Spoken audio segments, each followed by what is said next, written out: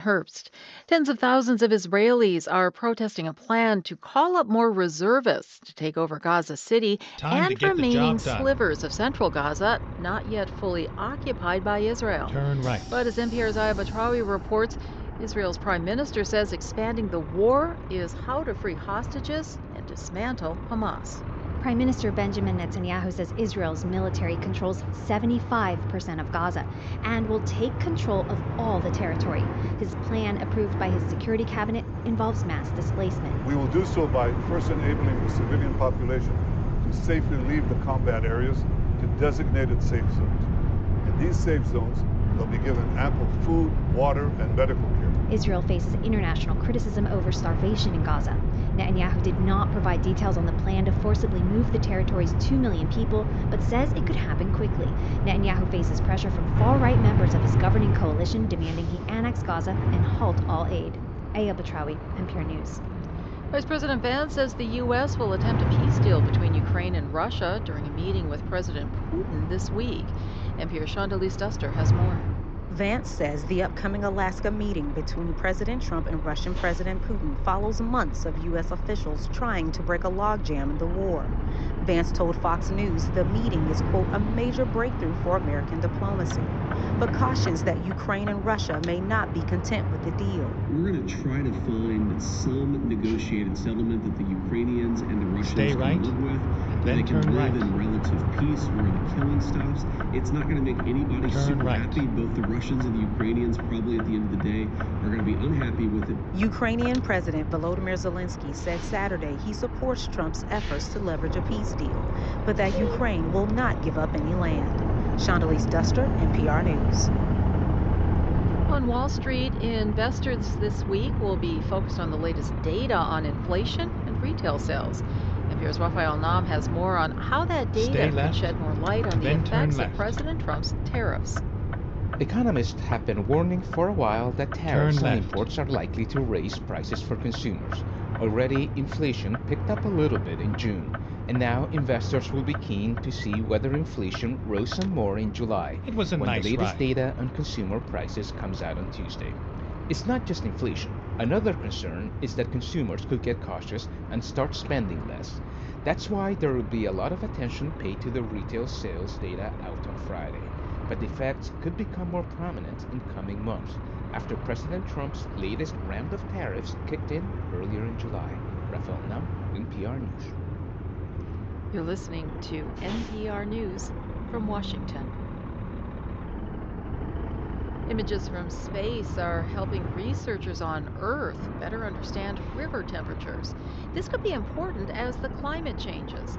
From Northwest Public Broadcasting, Courtney Flatt has more. For more than 40 years, several NASA satellites have collected temperature data.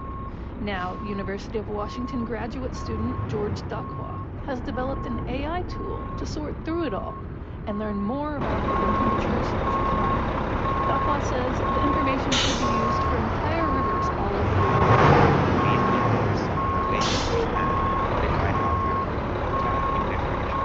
He also wants to use the AI tool to track things like harmful algal blooms and water temperature changes near data centers. For NPR News, I'm in Washington.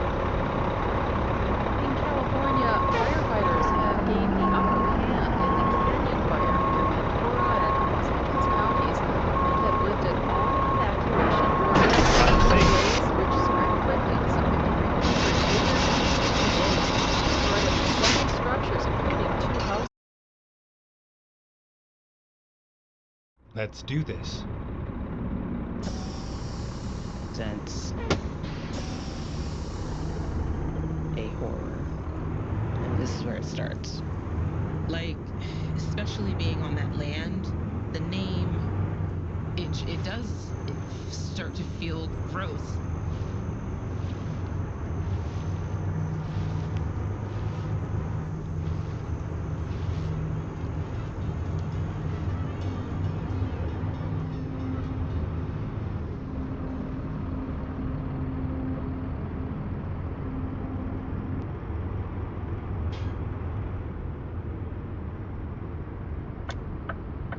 Turn left.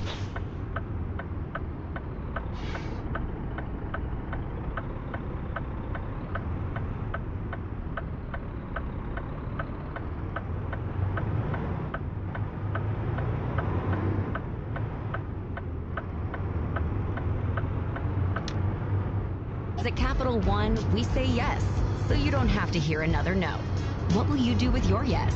Get the yes you've been waiting for at CapitalOne.ca/yes. Terms and conditions apply. They don't want to seem desperate, but they do need some new people. Queen City Auto Body needs an estimator and another body tech right away. They're a company that takes real pride in what they do. Their shop is big, clean, and new. Lots of room to work. And they're looking for estimators and body techs who are interested specifically in earning an industry-leading salary. That definitely... Stay right. Done the Then turn right. conference, I don't think. And I got an email from her. And when you get an email from a physician contacting you, you know it's a great lead. So I found out that she was actually from the area originally. She was practicing in Manitoba, wanted to come back, but couldn't come back for a year or longer because she had a return of service to do there. We stayed in touch. I just kept, connecting with her and asking her if she had any questions. And it was an easier process just because she knew the community. I didn't have to explain the community to her. I didn't have to, provide her with any links about the community. She knew the community. Her family was from the community.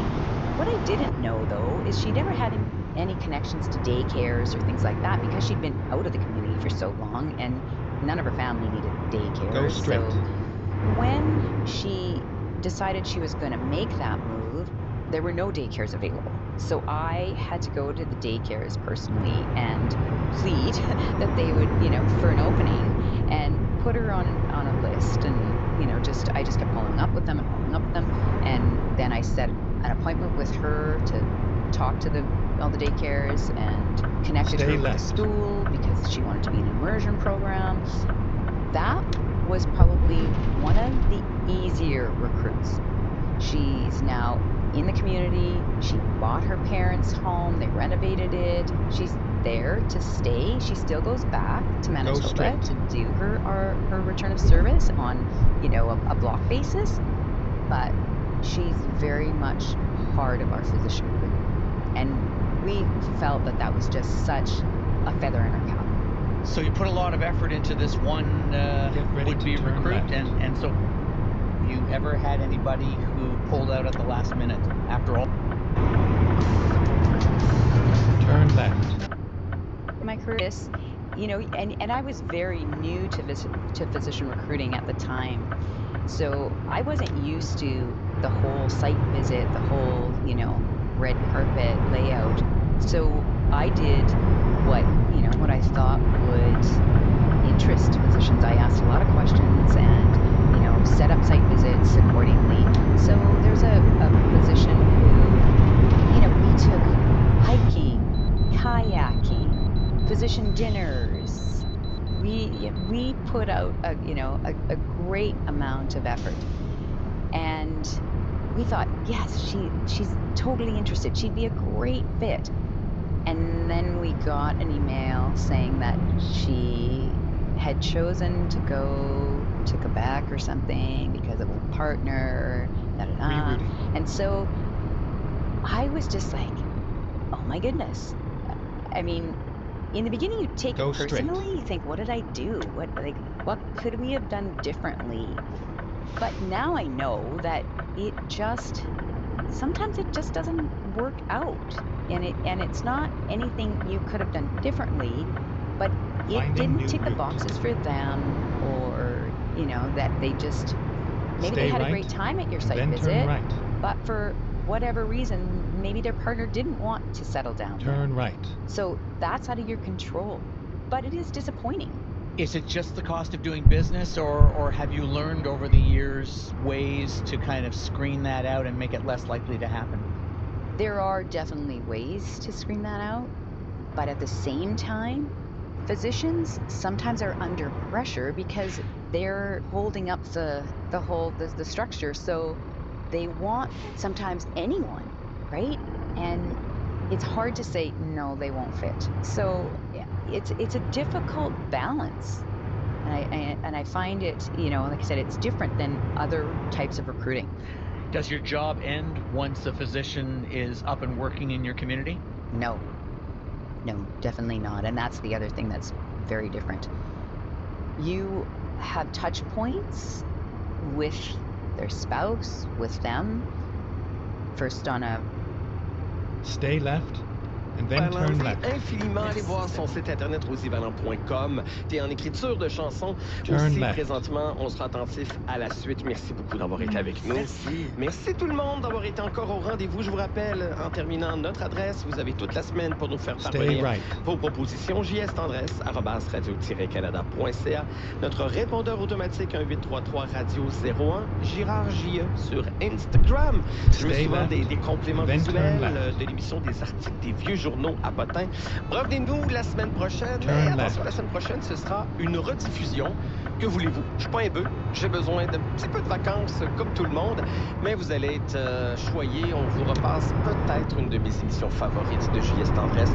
Ma rencontre avec la grande Diane Juster. C'était l'année dernière. Il y aura aussi les chroniques de Stéphane Gourde, Charles-Alexandre Théoret et une prestation extraordinaire de Tom Elliott-Girard.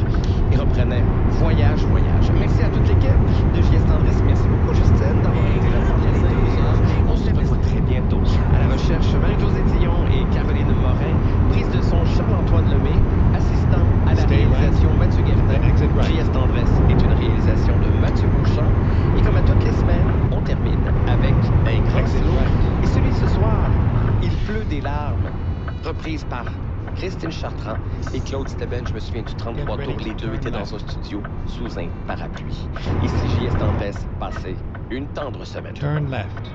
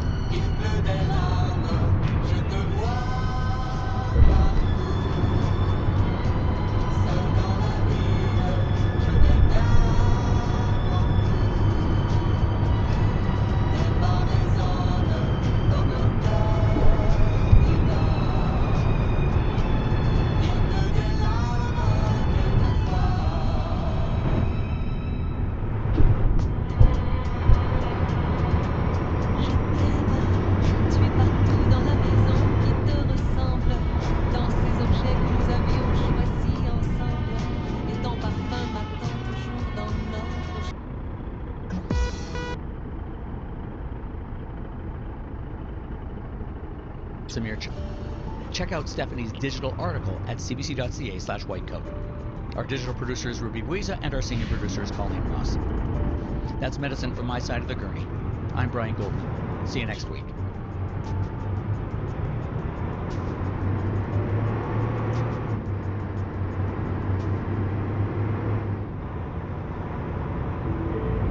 Tomorrow on The Current. I'm Rebecca Zambergen. Prime Minister Mark Carney was in British Columbia last week announcing help for Canada's softwood lumber industry. The forest industry is a pillar of the Canadian economy. 200,000 jobs across the country. But workers worry it won't be enough with the U.S. imposing new anti-dumping duties. That's coming up on The Current. The Current, tomorrow morning at 8:37, 9:07 in Newfoundland, and on the CBC Listen app.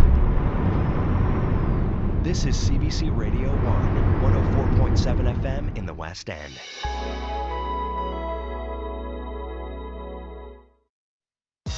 If it happened today, find out today. That's the power of having the news in your hand.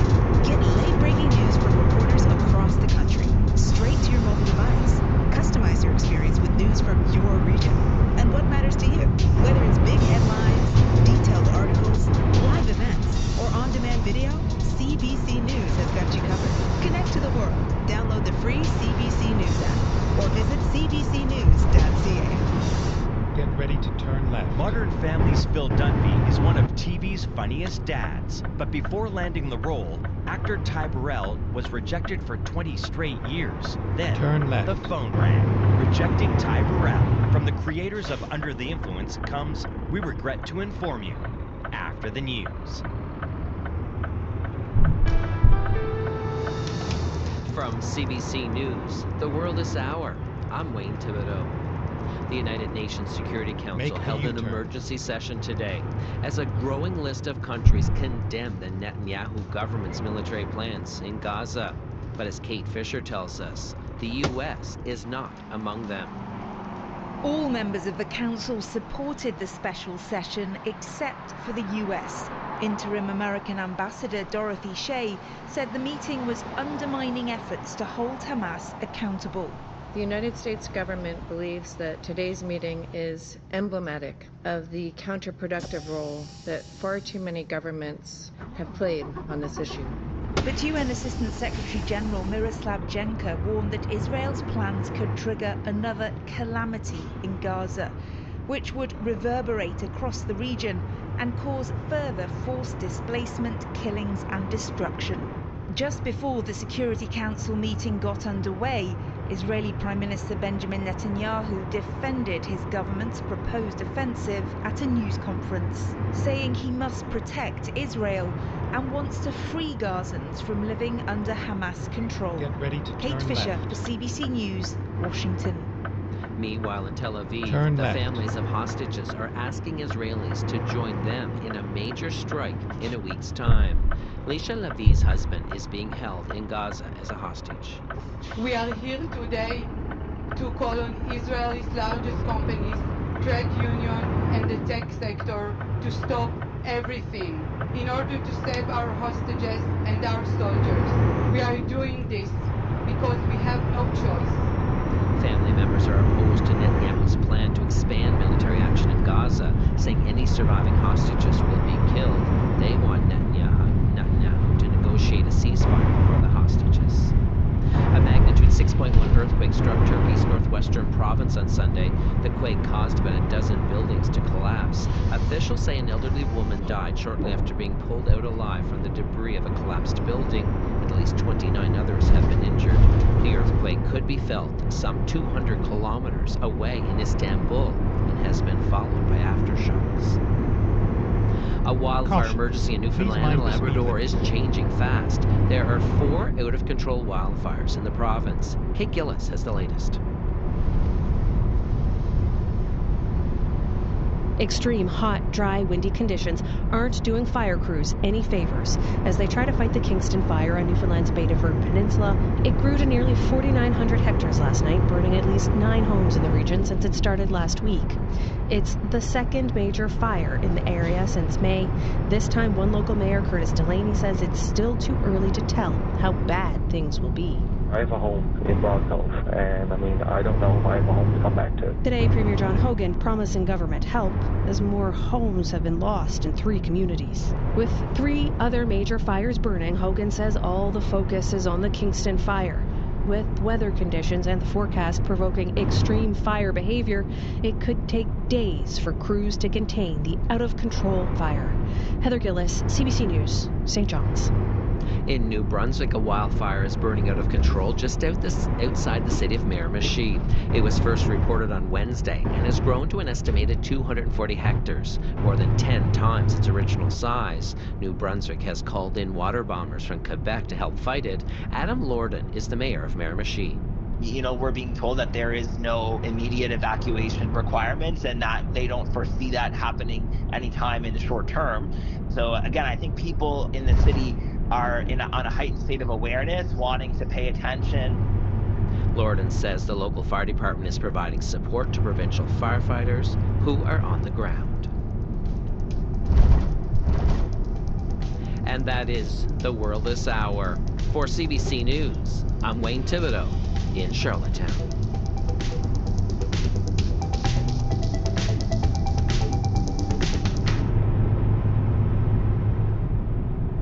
Here's your Environment Canada weather forecast for Quebec.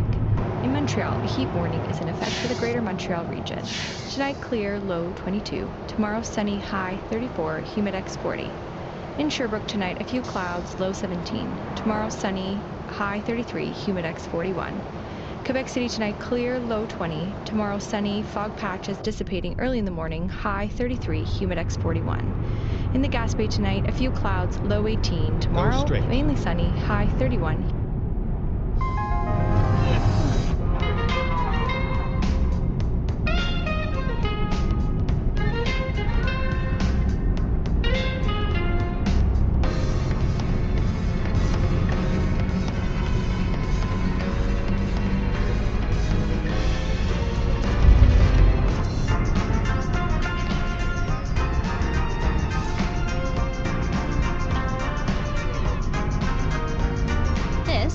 We regret to inform.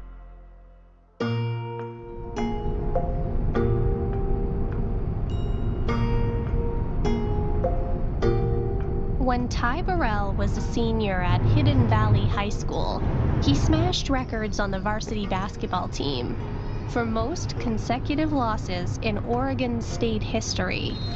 It was impressive, really, and his academic dedication rivaled his athletic prowess.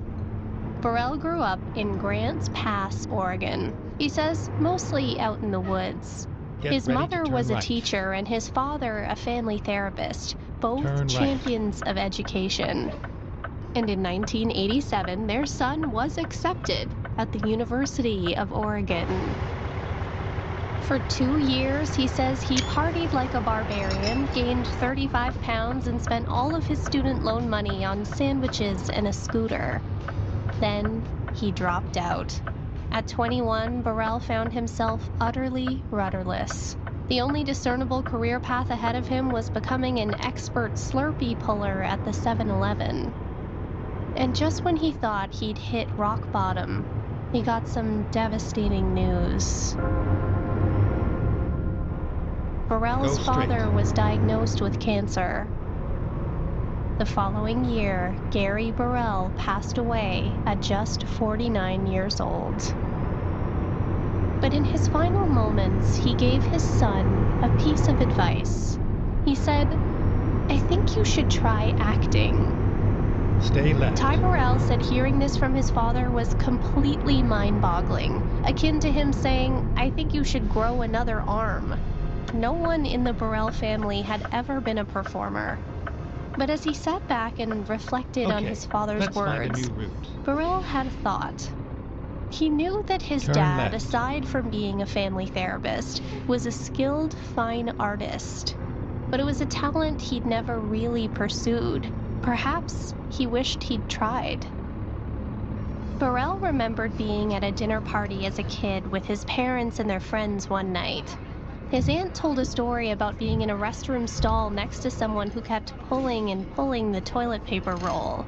So young Burrell piped up and said, well, maybe there was a prize at the end of it. A lawyer with...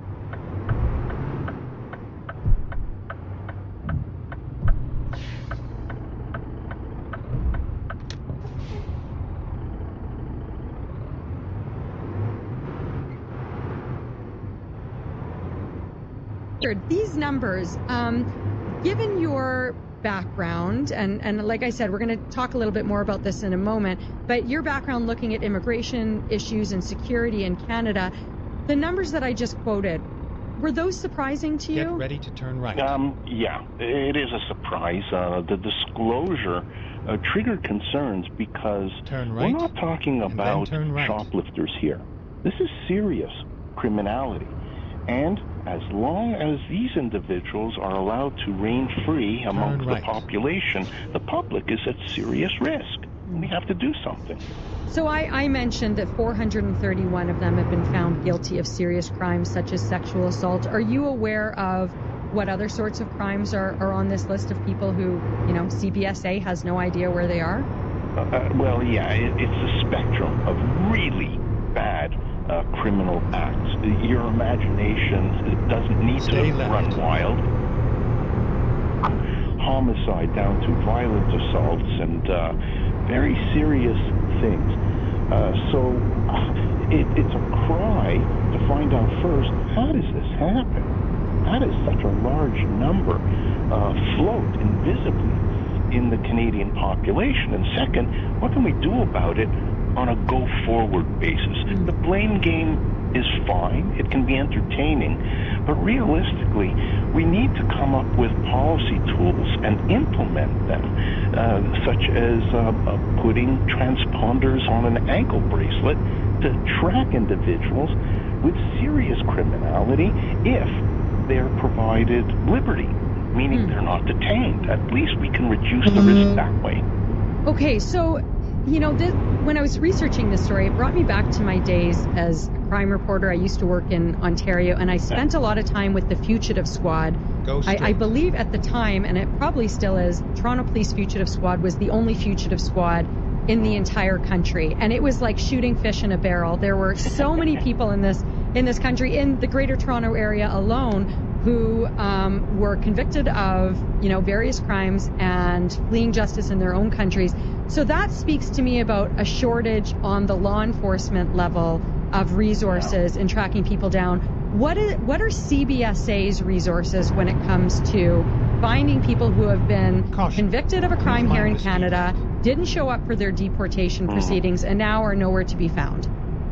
Well, I think CBSA is doing a good job, frankly, given the budget that they have and the resources that they have. And pretty much every year, except during the COVID period, CBSA has been successfully enforcing removals in the range of about 14,000 to, in 2024, over 17,000. Wow.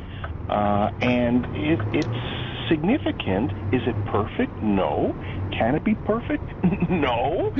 So you can't play the blame game with CBSA. They're doing their job as best they can with the resources they have. But it's at the front end. I mean, when you see such large numbers, hundreds of serious criminals that go unchecked,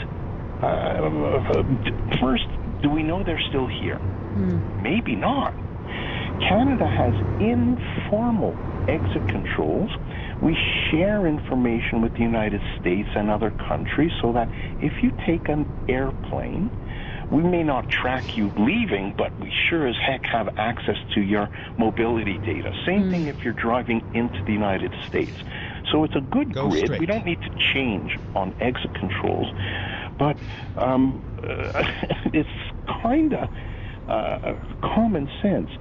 If you have a spectrum of criminal activity, from mild to really bad, why not at the point in time where you're kind of immigration sentencing someone to conditional liberty, what have you, or detention, at that point, assess the serious criminality and decide, as you're trained to do. Do you want a large deposit of money as a bond to ensure compliance?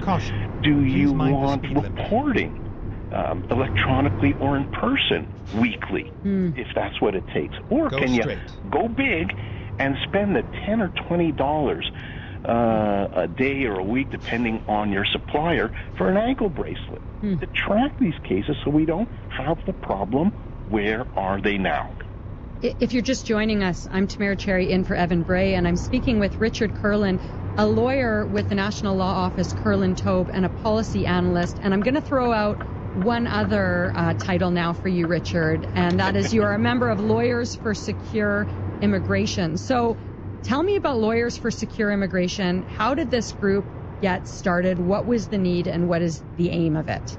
Wow. Well, a couple of years ago, give or take, very senior immigration lawyers with decades of experience across all Canada found we had a common concern about securing our borders we were seeing problems from outside Canada finding traction inside Canada. And it could be from India, Iran, Middle East. Somehow problems were being imported here, making mischief here, causing disturbances to the Canadian population, either at the university campus level or in public venues, public streets. And when we traced it, a lot of it came back to immigration. Our security networks that are in play were not given sufficient resources to properly screen individuals who were doing 180 that answer when he found out no, they're optional. So yeah, greater criminality scrutiny and more information exchange was needed with our friends, the UK, France, Australia, because they had information on individuals seeking entry to Canada that should be shared with Canada. Yeah. So we know who we're inviting in here. And it was across the board. It wasn't restricted to one population. And Burrell stepped into the casting room. But as he took a breath, the casting director leaned over and said, "Oh, by the way, we're scrapping the whole English thing." Burrell panicked, and he proceeded to deliver his lines like what he can only describe as a British person who'd recently suffered a stroke. Not only did he not get a call back, he didn't get eye contact on the way out. Throughout the early 2000s, Burrell managed to land a few minor roles in major television shows. He appeared in a single episode of The West Wing, Law and Order. He also appeared on the medical drama Nip Tuck. His role? A cadaver. He auditioned for commercials but was rejected from every single one. By 2005, Burrell had landed small roles. Mon père est un amateur du produit. C'est un amoureux de vraiment du produit en tant que tel. Fait que je me souviens, il prenait le pain, puis il me le faisait sentir, puis il disait « Sens comme ça sent bon le pain. » Puis là, tu sais, OK, cool, il sent bon le pain, papa, merci beaucoup. Mais c'était vraiment impressionnant pour lui. Je pense que dans mon inconscient, c'est quand même resté justement l'importance de la qualité de l'aliment qu'on travaille. Puis après, on allait au marché, justement, puis là, s'émerveiller de la couleur des tomates. J'ai ce souvenir-là. Il fait beaucoup de confitures, d'excellentes confitures. D'ailleurs, il était très proche de Emela, qui a un petit restaurant sur la rue Laurier qui s'appelle le Biblos, le Petit Café, qui fait des confitures incroyables. Ça exactement. Pas, là, genre mais lui, il faisait des confitures. Et eau de rose et cantalou et miel de la rosée, tu sais, des espèces de combinaisons qui se peuvent pas. Incroyable. Mais lui, il faisait des confitures, puis justement les fraises, comme toute cette passion, puis cet intérêt pour l'aliment. Je pense que c'est la première chose. Vous, Jean-Philippe, vos premiers souvenirs, c'est avec votre mamie? Vos premiers souvenirs liés à la nourriture, à la cuisine? J'ai été élevé dans un tout petit village. Il n'y avait pas d'eau, pas d'électricité quand j'étais petit. L'électricité et l'eau sont arrivées en 62, donc j'avais 6 ans. Et c'était l'émerveillement de voir ma mamie préparer à manger, de préparer des choses délicieuses avec rien. Ou pas grand-chose. Oui, le miracle. Toujours arriver à faire des choses. Et tout petit, je me souviens de me dire, on arrive à faire, c'est tellement bon. Mais il y avait aussi, c'est extraordinaire que ce petit lapin qui gambadait aujourd'hui, ce matin, est maintenant dans mon assiette. Oui, que j'avais tenu entre mes mains pendant que ma mamie le saignait le pelait, et il était dans l'assiette et c'était formidable.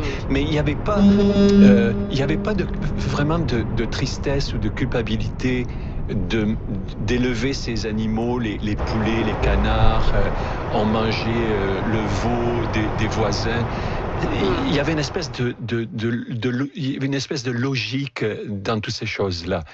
c'est à la campagne. On se pose moins de questions. Sur les animaux, on anthropomorphise moins les animaux. Est-ce que c'est vrai que, puis ça doit parce que c'est Hélène Laurando, je pense, qui vous a fait dire ça, c'est sur son site signé Gourmand, que vous testiez et notiez les boîtes à lunch de vos amis à la maternelle? Toujours. Je trouvais ça formidable aussi que ma mamie faisait des trucs que mes copains et copines à la garderie ou à la maternelle regardaient ma boîte à lunch avec envie. Ah oui? J'étais très fier de ça. Ah ouais, OK. Parce qu'on était vraiment pas pauvres, mais on était vraiment pas riches non plus, là. Quand il m'a montré sa maison la première fois qu'on est passé, j'étais comme, ah, OK, tu viens d'ici. C'est vraiment, genre, c'est gros comme une salle à manger, mais c'était la maison complète. Donc, c'est pour ça le miracle de faire des choses délicieuses avec très peu de moyens. Et ça s'est transmis plus tard avec mon émerveillement devant le fait qu'au mois de janvier, à Montréal, les chefs arrivent à faire des trucs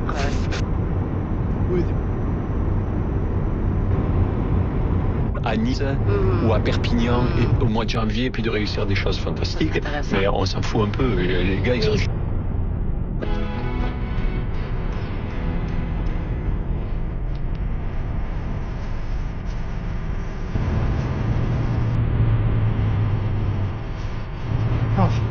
Please mind the speed.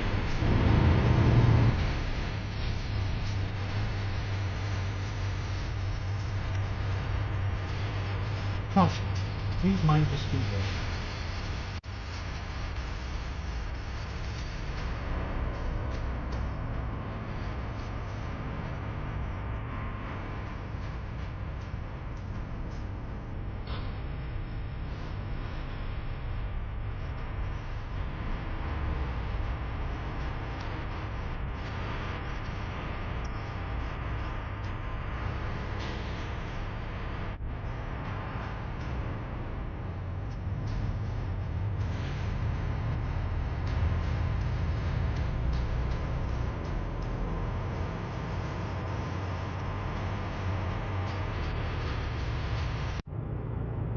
Their family, meaning it required an ensemble cast. The part in question was a realtor/amateur magician dad, Phil. Caution. Please mind the speed. Levitan described the Phil character as unrelentingly nice, someone who never stops trying and is a bit of a big kid. Pretty goofy, clumsy, deadpan, and always wants things a little too badly. To sum up, Levitan said it was Ty. And that wasn't a coincidence, because Lloyd and Levitan wrote the part for Ty Burrell. Blood's thicker than the mud, it's a family affair. Casting began in 2009. That was easy. They'd written the part for Ty Burrell. But Burrell would soon find out just because a role is written for you doesn't mean you'll land the part.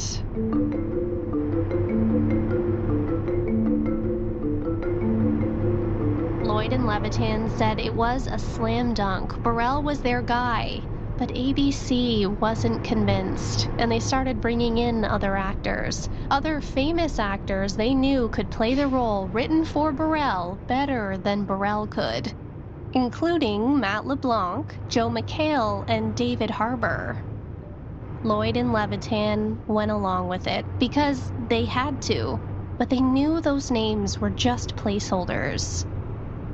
The pair convinced ABC to bring Burrell in for a solo screen test, but he completely bombed. He was nervous and awkward, later adding even he wouldn't have given himself the part.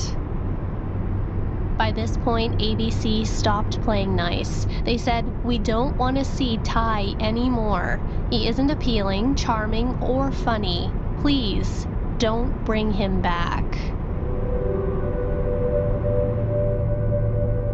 11 weeks had passed. Lloyd and Levitan brought in 232 other actors to try for Phil, but none of them felt right.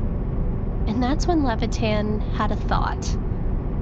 If ABC wasn't seeing what they saw, maybe they needed a different approach.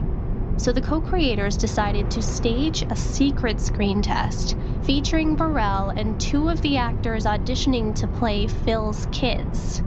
They'd shoot it and edit it on their own time, then present it to ABC. Burrell's agent advised him to turn down the secret screen test. It felt a little ill-mannered going behind the network's back. But Burrell went anyway. They shot 3 scenes in Lloyd and Levitan's backyards. Phil shooting his son with a BB gun, Phil talking directly to the camera, and Phil dancing to the High School Musical soundtrack. Burrell was nervous. He knew the co-creators were sticking their necks out for him. Lloyd and Levitan, the director, and a small crew assembled to work closely with Burrell, giving him direction while also giving him the space to be himself. And Burrell was brilliant. But what really struck the co-creators was how he steered right into the comedy's awkward silences. That was it. The quality that distinguished him from all 232 other actors. Something there was no way he could convey in a typical screen test. On a real set, interacting with other actors, his physical comedy, his deadpan humor, and those painful silences were sitcom perfection. The clock was ticking on casting their leads, so the creators had their editor do a rush job on the backyard scenes over the weekend. The second they were ready, the executive producers grabbed the tape, peeled out of the driveway, and sped straight over to ABC. The executive producer ushered ABC's top executives into a conference room and handed them the tape. ABC's VP of casting said watching Burrell was like looking at magic happen. The network's head of comedy said it was one of the funniest things he'd ever seen. And ABC's president said he knew in that moment he'd been wrong all along.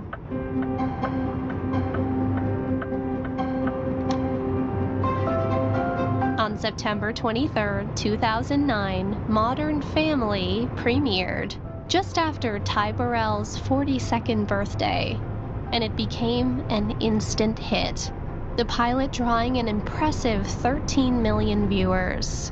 Unlike Burrell's previous experience with sitcoms, this one was renewed for a 2nd season, then a 3rd, and the TV realtor secured himself a permanent address in Los Angeles. In 2010, Ty Burrell was nominated for his first Emmy Award. By 2011, he won for Best Supporting Actor in a Comedy.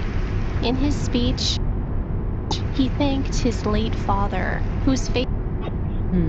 And because we have a very small, very elite military that is essentially built for interoperability with alliances. And I think that requires a real mindset shift in Canada. I think we've always felt more comfortable in international institutions, the World Trade Organization, Francophonie, NATO. Like, we think of ourselves as more peacekeepers than ever having to think about what it would take to defend our borders. Like, that's not something we've thought about much, right? And when you start to ask those questions, which are the most basic questions of what national survival is, you have to have a mindset where rather than being connected, being the good little boys and girls of the international order, we have to ask ourselves what it takes to be strong, what it takes to have strength so that we are not, a snack for other countries to just come and eat. I mean, the people I love talking to most are the Finns, because I think they really should be a model for us. They have something called full society defense where, it's not just conscription, but it's also, everyone in the country is built, has a security function in the country. And that's really the only way that small countries living next to authoritarian countries can survive. And I think, but that's a huge shift. Oh yeah. I mean, we're getting into conversations around conscription when we start talking about that, right? In conversation with Stephen Marsh. He is a journalist, author of The Next Civil War, and host of the podcast Gloves Off. And I also want to point out that you recently wrote a really interesting article in Maclean's that people should look up. It really dissects a lot of this stuff. On 980 CJME and 650 CKOM. My father's been coming to First Steps since March 2024. He had a traumatic back incident. After his surgery, there was not a lot of hope that... When news breaks, it happens here. 980 CJME. News, talk, sports. It's 5:30. I'm Will Manzik. Wanted for murder since 2022, Jonathan Oulet-Gendron is now in custody. At one point, he was the 10th most wanted man in Canada. The 36-year-old was first sought by police in Saskatoon as a suspect in a local murder. Concerns are growing over the rise of AI-generated hate videos. The videos are targeting the LGBTQ+, Jewish, Muslim, and other minority groups. The city of Saskatoon is making progress building and installing dozens of new bus platforms and terminals across the city. 6 of them were built in the fall of 2024, and during this year's construction season, 44 more of them are on the list, according to project manager Rob Dudiak. Let's go. Taking a look at your weather now in Saskatoon and central Saskatchewan. Partly cloudy tonight, a low of 15. Partly cloudy again tomorrow, a 30% chance of showers, a risk of a thunderstorm as well, and a high of 23.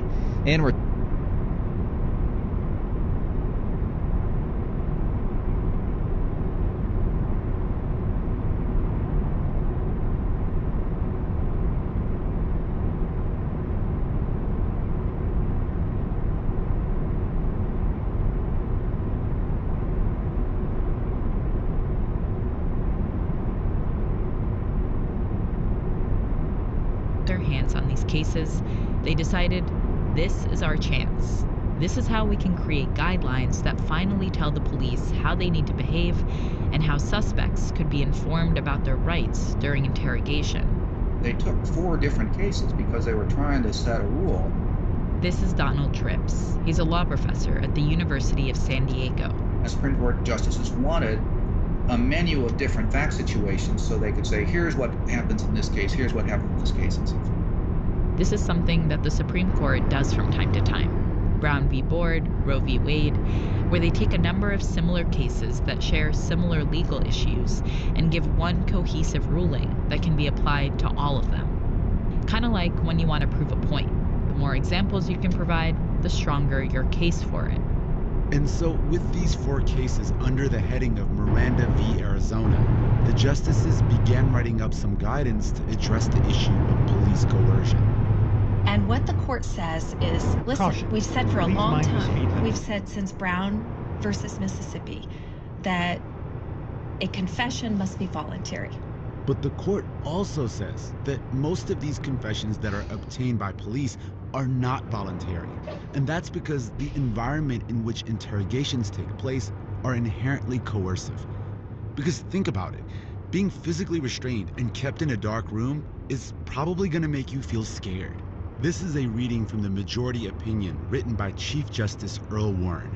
Unless adequate protective devices are employed to dispel the compulsion inherent in custodial surroundings, no statement obtained from the defendant can truly be the product of his free choice.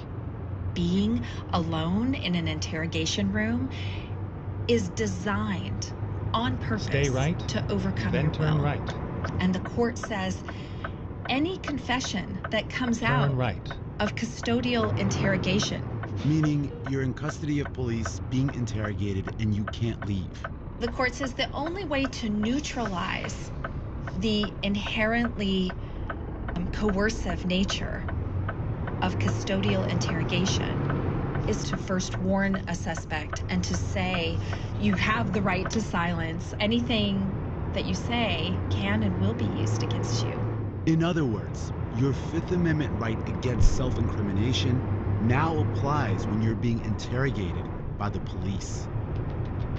Prior to any questioning, the person must be warned that he has a right to remain silent, that any statement he does make may be used as evidence against him, and that he has a right to the presence of an attorney, either retained or appointed. The court is very clear in the case and says, after this long discussion about police interrogation techniques, about the misuse of those techniques, what the court does is this magical move in Miranda. That magical move being spelling out a person's rights. You have the right to remain silent. Anything you say can be used against you in court. You have the right to an attorney. If you cannot afford an attorney, one will be provided for you. Do you understand the rights I have just read to you? With those rights in mind, do you wish to speak to me? And this, as we already know, becomes the Miranda rights.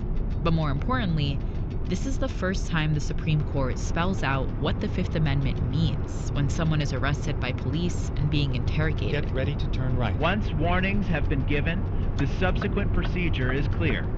If the individual indicates in any manner at any time prior to or during questioning that he wishes to remain silent, the interrogation must cease. At this point, he has shown that he intends to exercise his Fifth Amendment privilege. 30 years after Brown versus Mississippi might seem pretty clear, but wasn't really. Even before Miranda, police had figured out a loophole. If they told suspects their rights from the get-go, it would be harder later on for them to say they were coerced. Think about it this way. It's really hard to say that the police broke your will and that you gave an involuntary confession when the police are able to say, actually, we told them that they could remain silent and we told them that anything they said would be held against them. So they were insulating themselves from voluntariness claims by giving warnings. The police were basically saying, we gave you your rights. And so anything you say after this is on you, not on us. And on top of that, there were other loopholes. The Miranda warning only applies when the suspect's in custody, which roughly speaking means under arrest. It's like, well, if I don't arrest them first, if I just question them, are they entitled to Miranda? No. What about if I just arrest them but do not interrogate them? Entitled to Miranda? No. And so they can question you at the coffee shop, at or the they can roundabout. Question you take the when second you're exit. Leaning against the police cruiser. You're not really in custody yet. You can be in handcuffs and still not be under arrest if you're out on the street. And you know there are a lot of cases about, are you under arrest yet or not? Exit now. So there's a lot of questioning by police that doesn't require the warning. And the kicker, even after Miranda rights requirements went into effect, police were still getting confessions. A lot of confessions. So I was looking up just the local media and what they were saying at the time. And one story says, quote, "For the police at least, perhaps the most interesting news is that warnings by no means stop confessions." In Philadelphia last October, police began giving verbal warnings as soon as they suspected anyone of being involved. By last month, 76% of all felony suspects had, nonetheless, made voluntary statements. Okay, so the Supreme Court knew they needed Miranda rights to give guidance when it came to police interrogations. But at the same time, they also knew that it wouldn't hinder police too much in getting confessions. So what gives? Why at this moment do they decide to make this ruling? Why not just wait another 30 years to come up with some guidance? The Commission on Civil Rights in 1961 found much evidence to indicate that some policemen still resort to physical force to obtain confessions. The use of physical brutality and violence is not, unfortunately, relegated to the past or to any part of the country. Why did the Supreme Court decide Miranda when it did? Well, you know, one thing we might want to think about is that in 1963, we had, Birmingham, and in 1965, we have Selma, and people at the time that were seeing this were horrified. And the natural question was, well, if this is what the police are doing in front of everyone, with live TV rolling, what are they doing behind closed doors? And by 1966, the year Miranda is decided, there's a police spokesman who's quoted in the New York Times, and he says, and I quote, "Never before in the 150-year history of law enforcement has police stock been at a lower point.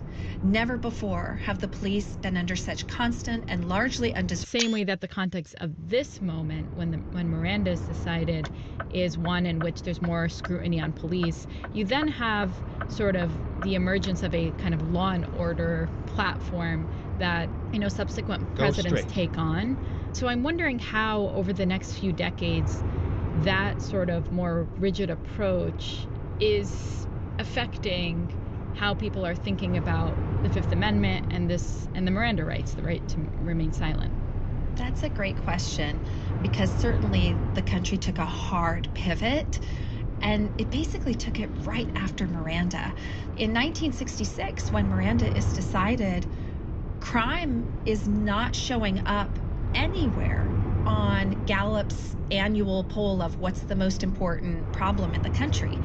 By 1968, it's the #1 problem on the Gallup polls. So you see this really hard pivot.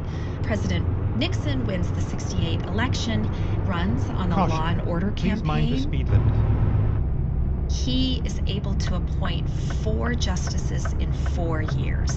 Imagine that. And so then we have what we call the counter-revolution in criminal justice, where the court becomes increasingly conservative over time and starts cutting back on Miranda rights and crippling Miranda rights at basically every turn. Coming up, Miranda takes a hit.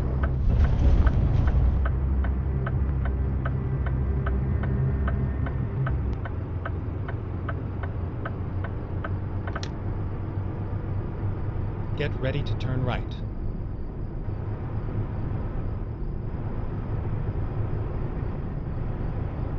Turn right.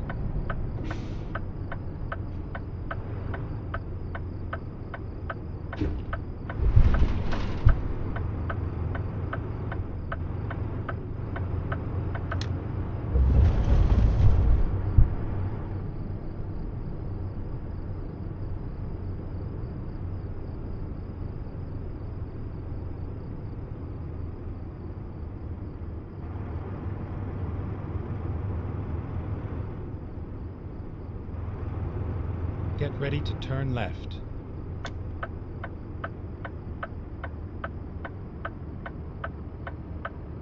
Turn left.